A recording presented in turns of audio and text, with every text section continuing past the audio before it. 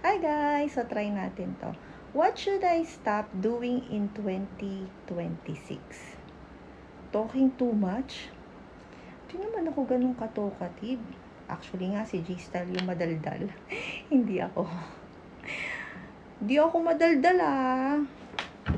Ano sa tingin niyo guys? Di ako madaldal. Grabe naman kayo. Regretting? Di naman ako ma-regret. Parang mali naman to. Talking too much, regretting, not working out.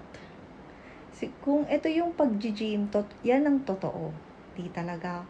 Dati pa yun. Siguro between 2012 to 2016, ayan, nag-workout ako. As in, pupunta ako ng gym bago ako pumasok sa work, or kaya tumatakbo ako sa seawall. Ayan. Pero ngayon, hindi ko na kayang tumakbo eh. Mas gusto kong kumain. Di ba mas masarap kumain kesa mag-workout? Ano sa tingin niyo guys? Yan ang kailangan kong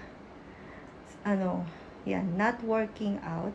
So, parang hindi ko kasi na talaga, kasi pagod na sa work, parang hindi ko na kayang mag-workout.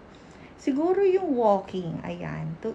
Kasi dahil 'di ba madalas kaming magpasyal ni G-Style, siguro yun na rin yung workout ko, yung paglalakad, yung walking, yung pasyal. Actually everyday naman, ayan, madalas nagwo-walk ako. 'Di ba nga, minsan nagtitrain ako dahil mas gusto ko talagang maglakad. Siguro yun na yung mag-workout. Pero yung pupunta ako ng gym or tatakbo, hindi ko na kaya guys. So, wag niyo nang i-hope na makikita niyo ako sa gym na nagti-treadmill, nag-weights, hindi.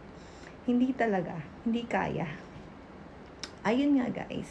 So, kayo naman guys, comment down below kung kayo ay, ayun nga, kung kailangan yung medyo maglaylo sa pagsasalita ng too much. Tawa naman ako dito. Hindi naman kasi ako madaldal. Regretting, ayan. So, yun nga.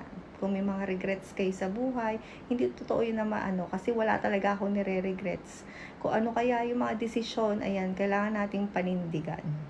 So, antayin ko kayo guys. Antayin ko yung comment niyo. Thank you guys for watching. See you guys next time. Ingat kayo. Bye guys!